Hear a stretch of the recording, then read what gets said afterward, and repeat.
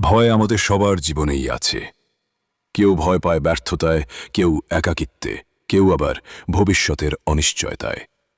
কিন্তু ভয় মানেই থেমে যাওয়া নয়। ভয় হলো এক ধরনের পরীক্ষা, যা আপনাকে বলে দেয় আপনি কোথায় দাঁড়িয়ে আছেন। যখন আপনি ভয়কে জয় করেন, তখনই জন্ম নেয় সাহস। সাহস মানে ভয়হীন হওয়া নয়, সাহস মানে ভয় থাকা সত্ত্বেও এগিয়ে যাওয়া। যে মানুষ ভয়কে মোকাবিলা করে, তার জীবনেই নতুন দরজা খুলে যায়। মনে রাখবেন, ভয় আপনাকে দুর্বল করতে পারে, কিন্তু সাহস আপনাকে গড়ে তোলে।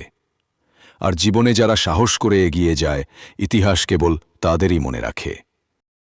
যদি মনে হয় ভয় আর সাহসের এই সত্য আপনাকে নতুনভাবে ভাবতে শিখিয়েছে, তবে ভিডিওতে লাইক দিন, শেয়ার করুন আর কমেন্টে লিখে জানান আপনার সবচেয়ে বড় ভয় কী এবং কিভাবে সেটার মুখোমুখি হচ্ছেন।